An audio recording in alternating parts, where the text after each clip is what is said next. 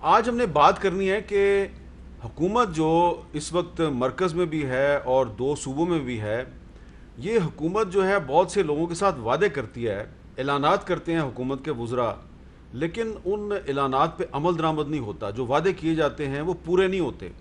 और इसी तरह अपोजिशन है, अपोजिशन भी हुकूमत के ख़िलाफ़ कुछ ऐलानात करती है, लेकिन अपोजिशन के जो ऐलानात हैं वो भी हकीकत नहीं बनते।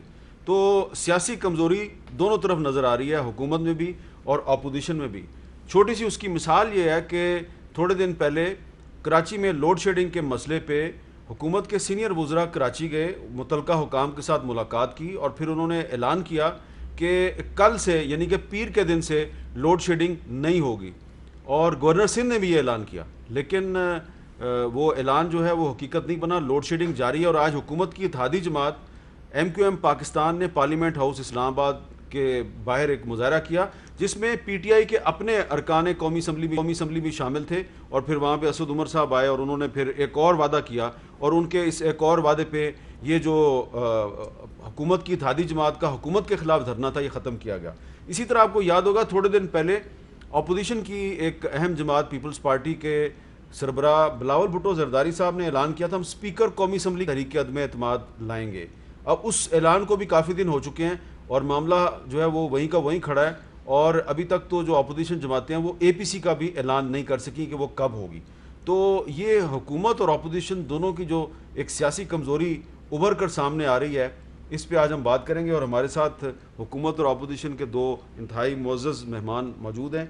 जनाब चौधरी फवाद हुसैन साहब जो कि वफाकी वज़ीर बराए साइंस और टेक्नोलॉजी हैं, और जनाब राना सनाउल्लाह साहब जो मुस्लिम लीग नून के सीनियर रहनुमा हैं और पंजाब पार्टी के सदर भी हैं। फवाद चौधरी साहब, आपसे मैं शुरू करूंगा। आज वफाकी काबीना का इजलास भी था, उसमें भी कराची में जो लोड शेडिंग का मामला है इस पर डिस्कशन हुई होगी। लेकिन आप देखें कि आज हुकूमत की अपनी इत्तेहादी जमात जो है MQM, उसने पार्लियामेंट हाउस के बाहर मुजाहरा किया और उसमें आपकी अपनी पार्टी के MNAs भी शामिल थे, और असद उमर साहब को फिर वहाँ पे आके बातचीत करनी पड़ी और उन्होंने मुजाहरा ख़त्म कराया। तो असद उमर साहब ने थोड़े दिन पहले जो कराची में जाके एक ऐलान किया था उस पर अमल दरामद नहीं हुआ। तो ये जो अब हुकूमत की इत्तेहादी जमात भी नाराज़ नज़र आ रही है, तो ये जो बैड गवर्नेंस है, क्या आप नहीं समझते कि इससे हुकूमत की जो क्रेडिबिलिटी है बहुत बुरी तरह डैमेज हो रही है? देखिए मीर साहब, बात यह है कि हुकूमत की इत्तेहादी जमात नहीं, खुद जो PTI कराची है या PTI का जो सिंध चैप्टर है वो भी बहुत इसके ऊपर नाराज़ है। और आपने देखा है कि उन्होंने तो खुद मुजाहरे किए हैं, और जिस तरह से आपने जिक्र किया, असद उमर साहब ने जाके उसको जो है वो जो मुजाहरा है वो ख़त्म करवाया। लेकिन मसला ये है कि ये जो इसकी थोड़ी अगर आप हिस्ट्री देखें, 1913 में कराची इलेक्ट्रिक सप्लाई कंपनी के नाम से, KESC के नाम से ये कंपनी जो है वो बनी 1913 में। उसके बाद 1952 में जो KESC थी उसको गवर्नमेंट ऑफ पाकिस्तान ने प्राइवेटाइज कर लिया, और उसके बाद ये 2009 में जब पीपल्स पार्टी की हुकूमत थी तो ये अबराज कैपिटल्स ने इसके 71% शेयर जो हैं वो ले लिए। अब जो कराची के इलेक्ट्रिक है या के इसके दरमियान में शंघाई इलेक्ट्रिसिटी जो है, शंघाई कॉरपोरेशन, उन्होंने कहा कि ये आप हमें बेच दें, वो हम नहीं बेच सके। प्राइवेटाइजेशन जो है वो नहीं हो सकी। $2.1 बिलियन तक की इन्वेस्टमेंट इसमें आई है, लेकिन असूली तौर के ऊपर कराची जैसे शहर में बिलियंस ऑफ डॉलर की इन्वेस्टमेंट की गुंजाइश है जो कि नहीं हुई। अब इशू ये है कि ये जो मसला है ये बड़ा पेचीदा है, और हमारा एक ओवरऑल जो प्रॉब्लम है गैस का, बिजली का, ये बड़ा प्रॉब्लम है।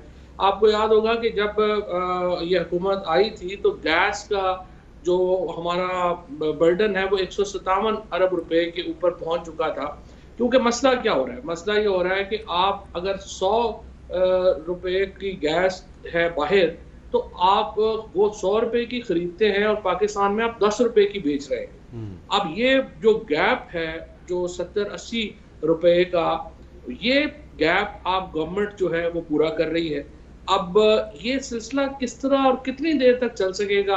किस आपका ऑलरेडी जो आपका आपके सामने जो आपका डेट है, सर्कुलर डेट है बिजली का, वो आपके सामने है। अब गैस का डेट भी इस तरह से बढ़ता जाएगा। तो सवाल तो ये है कि ये सिलसिला हम इसको जो है वो ठीक कैसे करें और कहाँ करें। और ये इसमें पीपल्स पार्टी की हुकूमत से शुरू हुआ, PMLN की हुकूमत रही, और अब PTI की हुकूमत है, और सबके ये जो मसाइल हैं ये जो है आज कबीना के इजलास में इस पे बात हुई है कुछ? कबीना के इजलास में बड़ी तफसील से डिटेल जो है इसके ऊपर बात हुई है।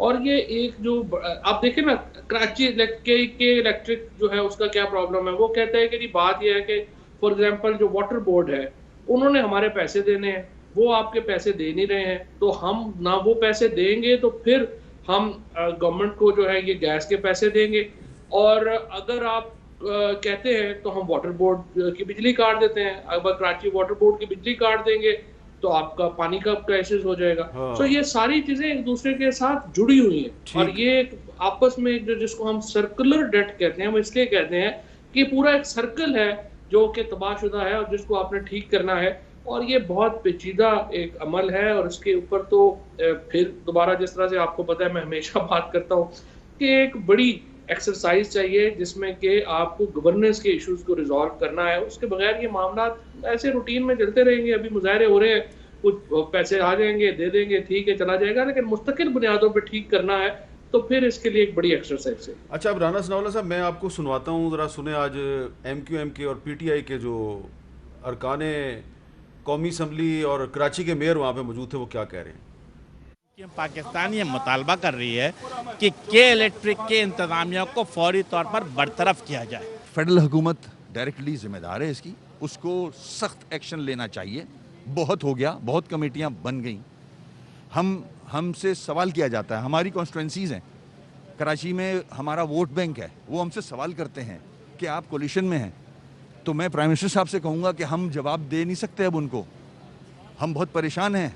हम क्या जवाब दें उनको कि हम क्यों कोलिशन में बैठे हैं। वजारत भी हमारे पास है, मगर हम ये कराची के लोगों का मसला हल नहीं करा सक रहे। ये हमारे कराची के मैनेज जो है उनका मौक़िफ़ है कि इलेक्ट्रिक मुकम्मल तौर पर नाकाम हो गया है, इलेक्ट्रिक को फेडरल गवर्नमेंट टेक ओवर करे। अच्छा राना सनाउल्लाह साहब, आप एक अहम अपोजिशन पार्टी के सीनियर लीडर हैं। ये जो हुकूमत की अपनी जमात के MNAs और इत्तेहादी जमात के जो लोग हैं, ये पार्लियामेंट हाउस के बाहर खड़े होकर मुजाहरा कर रहे हैं, तो आप आज कौमी असम्बली का इजलास था तो उसमें वहाँ पे ये डिबेट करवा देते, आप इनके साथ मिल के बात करते। नहीं, उसमें ये है कि वहाँ पे कराची का जो वोटर है, उस वोटर के साथ रेलेवेंट रहने के लिए भी कुछ ना कुछ करना ज़रूरी होता है। अब वहाँ पे जो PTI की पार्टी है या वहाँ पे जो उनके नुमाइंदे हैं, उन्होंने वहाँ पे जो है वो उन्होंने प्रीएम्प्ट किया और उन्होंने एक वहाँ पे मुजाहरा कर दिया, और उस मुजाहरे में इनको शामिल नहीं किया।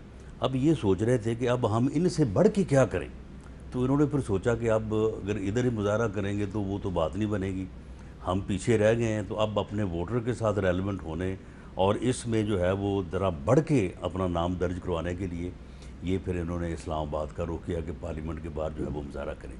ये बिल्कुल पॉलिटिकल रिक्वायरमेंट थी इनकी, और ये इनका पॉलिटिकल स्टेप था। बाकी ये बात जो है ये हाउस के अंदर भी कर सकते थे, गवर्नमेंट के साथ बैठ के भी कर सकते थे, कोई इख्तलाफ नहीं है इनका गवर्नमेंट के साथ।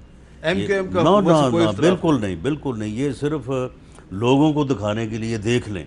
अब जिन लोगों ने वहाँ पे मुजाहरा किया है PTI के अरकान कौमी व सूबाई असम्बली से, क्या उनका कोई इख्तलाफ है? वो सिर्फ उन्होंने कहा था कि ज़रा लोगों को थोड़ा राज़ी करने दें और उसके बाद आप आएंगे, हम उठ जाएंगे। तो इनका भी यही था कि जी हम वहाँ पे जाएंगे, बैठेंगे, ज़रा अपना आप दिखाएंगे लोगों को, और उसके बाद ज़रा मीडिया कवरेज हो जाएगी, उसके बाद फिर आप आएंगे तो फिर हम उठ जाएंगे। अच्छा, अब ये बताएं कि जिस तरह गवर्नर सिंध इमरान इस्माइल साहब और असद उमर साहब और लोगों ने कराची में ऐलान किया कि लोड शेडिंग 2-3 दिन में ख़त्म हो जाएगी, नहीं ख़त्म हो रही।